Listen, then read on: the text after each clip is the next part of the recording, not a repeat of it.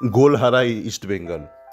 তো আমার আগের ওই বড় ম্যাচ সংক্রান্ত অডিওটা শুনে একজন দেখলাম কমেন্টে লিখেছে যে ইস্টবেঙ্গল তো মানে এখন গোল থেকে অনেকটা দূরে, মানে গোল ঠোল পাচ্ছে না, তো কী করা যেতে পারে এই বিষয়ে।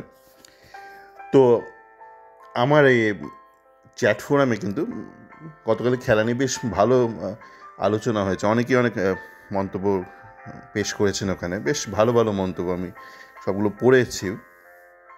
এবং আজকে সকালে উঠে আমি গোটা ম্যাচটা আবার রিপ্লে দেখলাম, কেননা অনেক সময় লাইভে না সব কিছু খেয়াল করা যায় না। আর যেহেতু বড় ম্যাচ, একটা তো একটা উৎকণ্ঠা থাকেই আমাদের মনে। তো টেকনিক্যাল বিষয়গুলো বা ছোটো ছোটো ইভেন্ট অনেক খেয়াল করা যায় না, ওই কী হবে এই উৎকণ্ঠাতে অনেক কিছু মিস হয়ে যায়। তো সেই জন্য আমি সকালে উঠে গোটা ম্যাচটা আরেকবার রিপ্লেটা দেখলাম খবরের কাগজ পড়ার আগে। মানে খবরের কাগজে সেরকম কিছু নেই, মানে এবার এই বিষয়ে আসবো। তো সবার আগে বলি যে গতকালের ম্যাচটা না কী ফল হয়েছে, মাঝে মধ্যে আমার গুলিয়ে যাচ্ছে। ইস্টবেঙ্গল ফ্যানদের কারো অতিরিক্ত উচ্ছ্বাসা দেখে বুঝতে পারছি না ম্যাচটা ড্র হয়েছে না ইস্টবেঙ্গল জিতেছে। দেখুন, ইস্টবেঙ্গলের যে কোচ অস্কার বিনো ম্যাচ শেষে যেরকম লাফালাফি করছিল, তাদের একটা কারণ আছে। তার কারণ হচ্ছে তারা জানতো যে গতকাল যদি ম্যাচটা হেরে যায় তো গতকালই তাদের বরখাস্ত হয়ে যাবে। তো ব্যক্তিগত চাকরির একটা কন্টিনিউটির একটা আশায় তাদের মনে একটা উৎকণ্ঠা হতেই পারে, উৎকণ্ঠা না, একটা আনন্দ উৎফুল্ল হতেই পারে তারা। ইস্টবেঙ্গল ফ্যানদের দেখে একটু করুণা হচ্ছে, অনেক ফ্যানদের দেখে তারা যেভাবে লাফালাফি করছে। আজকে এত বেরিয়ে পড়েছে ভিক্টোরিয়া মেমোরিয়াল দেখবে বলে, গতকাল ম্যাচটা ড্র হয়েছে বলে, সেটা কাম্য নয়। মানে ঠিক আছে, ম্যাচ ইস্টবেঙ্গল পরবর্তী রাউন্ডে গেছে, সেমিফাইনাল উঠেছে, ভালোই খেলেছে ইস্টবেঙ্গল, কিন্তু এটা ভুলে গেলে চলবে না, ম্যাচটা কিন্তু আমাদের ড্র হয়েছে।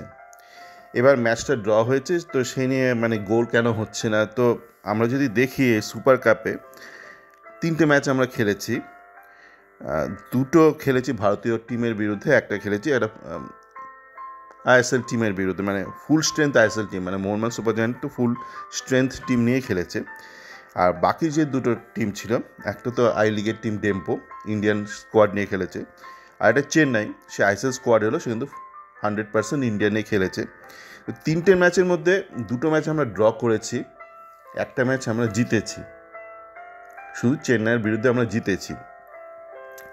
তো হঠাৎ করে আপনি এখন প্রচুর গোলে কেন প্রত্যাশা করছেন? এমন তো নয় যে আপনি মানে দারুণ খেলছেন এবং গোল হচ্ছে না। শুধু আগের ম্যাচটাতেই, মানে গতকালের ম্যাচটাতে কিন্তু ইস্টবেঙ্গল মোটামুটি ভালো খেললো, প্রথমার্ধ তো বেশ ভালোই খেলেছে, একটা কম্বাইন্ড খেলা খেলেছে। এবার আসা যাক কিছু কিছু বিষয় যেগুলো নিয়ে অবশ্যই হয়তো কাজ করতে হবে আমাদেরকে, ঠান্ডা মাথায় কাজ করতে হবে, নাচন কোদন না করে। প্রথমত হচ্ছে যে মিগুয়েল। দেখুন, আমি মিগুয়েলের খেলাটা আজকে ভালো করে রিপ্লেতে যখন দেখলাম, তো তখন দেখলাম যে আমার চ্যাট ফোরামে যেটা অনেকেই লিখেছে, একজন বিশেষ করে লিখেছে, সে ঠিকই লিখেছেন যে মিগুয়েল কিন্তু একাধিকবার আমরা দেখলাম ওই অ্যাটাকিং থার্ডে গিয়ে ভুল পাস করলো, মানে ওই বক্সের মধ্যে যে পাসটা, ফাইনাল পাসটা বারংবার ভুলভাল পাস করলো।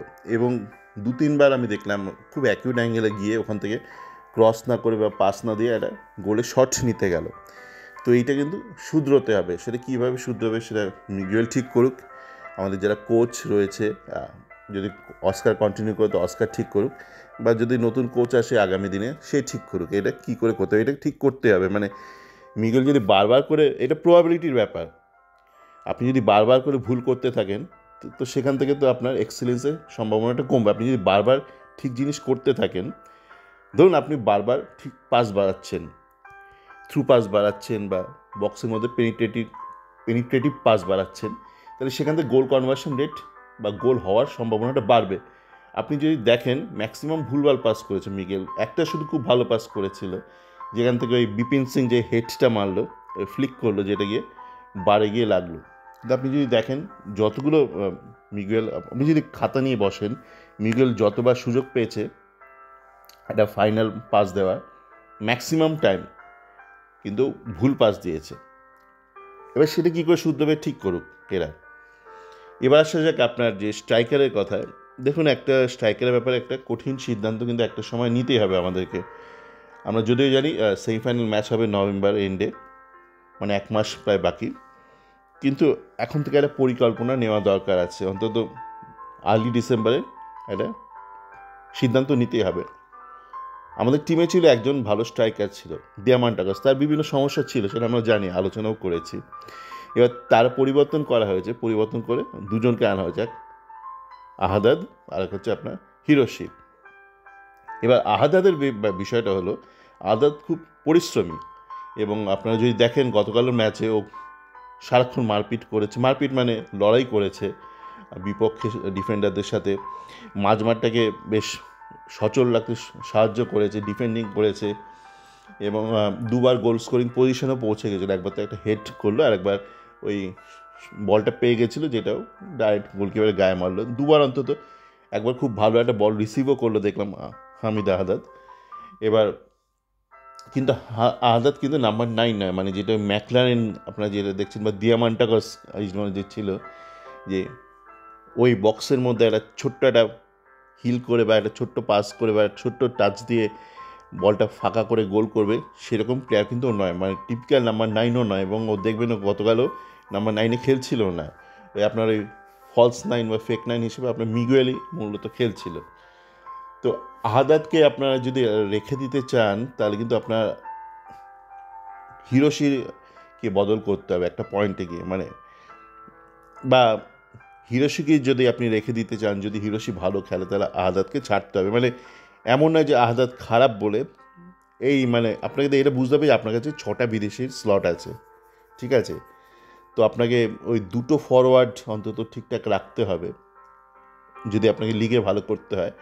তো সেই জন্য আপনাকে হয়তো মানে অনিচ্ছা সত্ত্বেও হয়তো আহাদাদকে ছাড়তে হতে পারে। আপনাকে এই মুহূর্তে আমি বলছি, এই দুজনের মধ্যে অন্তত একজনকে আপনাকে কিন্তু ছেড়ে একজনকে ওই ম্যাকলারেন গোছের, বা ম্যাকলারেন না, আমি বলছি ওরকম দিয়ামান্টাকাসের একজন যোগ্য একজন পরিবর্তন আপনাকে নিয়ে আসতে হবে, ঠিক আছে? নয়তো মুশকিল আছে। আপনি এটা ধরুন, এই যে বাংলাদেশের জার্নালিস্ট জিসান যেটা বলছে যে নকআউট টুর্নামেন্টে 3-4টে ম্যাচের টুর্নামেন্ট একটা ব্যাপার, একটা বড় লিগে যেখানে আপনি 24টা ম্যাচ খেলছেন, সেটা আলাদা একটা সমীকরণ।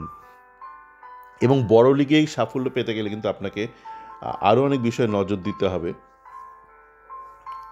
একটা তো বলেছি যে গোল স্কোরিংয়ের ব্যাপার, আপনার যে স্ট্রাইকারের সমস্যাটা আছে, মিগুয়েল একটা প্রধান সমস্যা এই মুহূর্তে কিন্তু, কেননা ও ভালো পজিশানে গিয়ে উল্টোপাল্টা পাস দিচ্ছে। তো এই পাসের, কারেক্ট পাসে আপনি যত কোয়ান্টিটি বাড়াবেন, তত আপনার গোলে কনভার্সন রেট বাড়বে। তো এই ব্যাপারটা নজর দিতে হবে। আর যেটা মাথায় রাখতে হবে সেটা হচ্ছে যে লিগের কথা মাথায় রেখে আপনার ব্যাকআপ তৈরি করতে হবে। আপনি ধরুন মহেশ রয়েছে, আপনার বিপিন রয়েছে, তারপর কে মানে এরা তো চোট লাগতে পারে, একটা লম্বা লিগে চোট, হলুদ কার্ড, লাল কার্ড, কত কিছুই হতে পারে। তো আপনাকে যদি লিগেও ভালো করতে হয়, টায়ার 1 লিগে, সেটা আইএসএল হোক বা যেই হোক, সেখানে কিন্তু আপনাকে ঠিকঠাক করে ব্যাকআপ প্লেয়ার লাগবে, সেখানেও কাজ করতে হবে। আপনি মানে এখন সে অস্কার থাকুক বা নতুন কোচ আসুক, তাকে এই কাজটা করতে হবে। কে করবে আমি জানি না। এই যে সমর্থকরা এখন কি করছেন, আমরা দেখেছিলাম এই সন্দীপ নন্দীর সঙ্গে ঝামেলার পর থেকে, যারা সন্দীপ নন্দীর সতীর্থ ছিল, সে নবী টবি, তারা একদম খুল্লাম অ্যাটাক করছিল অস্কারকে। এবং যারা অস্কারের পক্ষে রয়েছে, যারা ইউটিউবার রয়েছে, অনেকে ইস্টবেঙ্গল ফ্যান ক্লাব রয়েছে, তারা আবার এখন সুযোগ পেয়ে, মানে গতকাল ড্রটাকে এমনভাবে করছে যেন 5-0 গোলে জিতে গেছে ইস্টবেঙ্গল, তারা আবার নবীদের গালমন্দ করছে। এবং অস্কারকেও দেখলাম, খুব আশ্চর্য হলাম অস্কারকে দেখে, যে পোস্ট ম্যাচ যে প্রেস মিট হয়, সেখানে অস্কার হঠাৎ বলতে শুরু করে দিল যে যারাও নিন্দে করছে কলকাতায়, তারা বিশেষ এজেন্ডা নিয়ে করছে নিন্দে। এজেন্ডা লোকের থাকতেই পারে, ভালো এজেন্ডা হতে পারে, মন্দ এজেন্ডা কথাটাকে আমরা কিন্তু সবসময় খারাপ সেন্সে দেখি। এজেন্ডা কথাটা খারাপ নয়, ভালো এজেন্ডা হতে পারে, মন্দ এজেন্ডা হতে পারে। এখন আমরা জানি যারা অস্কারের নিন্দে করছে, তারা দুটো কারণে করছে। কেউ ঠিকঠাক কারণে করছে, যে অস্কার সত্যিই মানে অনেক ভুল ত্রুটি করে, খামতি রয়েছে। এক শ্রেণীর লোক আছে যারা ঠিকঠাক এজেন্ডা নিয়ে ওর নিন্দে করছে। আরেক শ্রেণীর লোক আছে যারা হচ্ছে পুরনো সিন্ডিকেটের লোক, যারা হচ্ছে জেসিনকে পুশ করতে চায়, বা যাদেরকে বিনোয়া ঢুকিয়েছিল তাদেরকে পুশ করতে চায়। আপনারা নিশ্চয়ই অনেকেই জানেন যে এখন একটা দুটো সিন্ডিকেট আছে। একটা হচ্ছে পুরনো সিন্ডিকেট, যারা জেসিনদেরকে পুশ করেছিল, জেসিন বিষ্ণুদের প্রমোট করেছিল, অতুলদের, আমনদের, নাসিবের পারেনি। আর একটা হচ্ছে নতুন সিন্ডিকেট, যেখানে অস্কার খোদ নিজে আছে, আপনার সিন্টো আছে, যারা ওই মার্তান্ড আর আপনার ওই রামসাঙ্গার মতন অতি নিম্নমানের প্লেয়ারদের তুলেছিল। সেদিনকে দেখলাম খুব প্রশংসা করছে অস্কার, সিংটন, করতেই পারে একই সিন্ডিকেটের যেহেতু, যে নাকি দারুণ দারুণ প্লেয়ারকে তুলেছে সিংটন। কিন্তু আমরা দেখছি কি মানে একমাত্র বিপিন সিং রয়েছে যে ভালো খেলছে, এবং বিপিন সিং কিন্তু ফ্রি প্লেয়ার ছিল। তো সিংটো তোলা বাকি প্লেয়ার যেমন রামসাঙ্গা আর আপনার ওই মার্তানদের দেখে লুকিয়ে রাখতে হচ্ছে অস্কারকে। তো সেক্ষেত্রে মানে অস্কার কিসের ভিত্তিতে প্রশংসা করে জানি না, মানে নিজেকে আত্মপ্রচার করার মতো, মানে কেন সে নিজেই তো নতুন সিন্ডিকেটের একটা অঙ্গ, তাই না? তো যাকে যেটা বলার ছিল যে এই টেকনিক্যাল ব্যাপারগুলোতে কিন্তু মনোনিবেশ করতে হবে। কোচ আপনার যেই থাকুক কিচ্ছু এসে যায় না। আপনি চাইলে আজকে আনন্দ করতে পারেন, আপনি এটা ভুলে যেতে পারেন যে গতকাল ড্র হয়েছে, আপনি ভাবতে পারেন যে গত লিসবন জিতে গেছে। ভালো খেলেছে, যেমন প্রথমার্ধ খুবই ভালো খেলেছে, দ্বিতীয়ার্ধটা সমানে সমানে খেলা হয়েছে। কিন্তু এটা মাথায় রাখা দরকার যে আপনাকে যদি একটা লিগ ফরম্যাটে ভালো খেলতে হয় তাহলে কিন্তু এইটা একটা কনসিস্টেন্সি দরকার। কনসিস্টেন্সি নিজে আসবে না, তার জন্য কিন্তু ব্যাকগ্রাউন্ডে কাজ করতে হবে। একই স্কোয়াড নিয়ে 11 জনের স্কোয়াড নিয়ে কিন্তু আপনি একটা নকআউট ফরম্যাটে 3-4টে টুর্নামেন্টে কনসিস্টেন্সি দেখাতে পারেন, যেটা কোয়াদ্রো তো দেখিয়েছিল, সুপার কাপ জিতিয়েছিল, তারপর মুখ থুবড়ে পড়েছিল। আর এটা মাথায় রাখা দরকার যে সুপার কাপে কিন্তু ওই 5-6টা বিদেশি খেলানো যায়, যেটা কিন্তু টায়ার ওয়ান বা আইএসএলে সম্ভব নয়, সেখানে আপনাকে 4টেই বিদেশি খেলাতে হবে।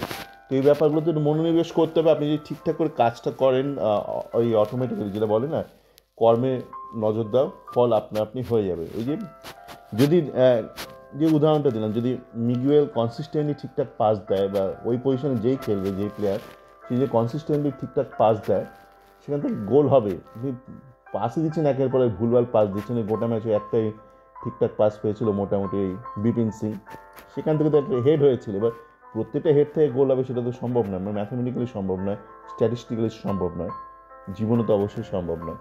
তো এগুলো করতে হবে, ছোটোখাটো জিনিস, খুব বেশি নয়, মানে এগুলোতে মনোনিবেশ করতে হবে।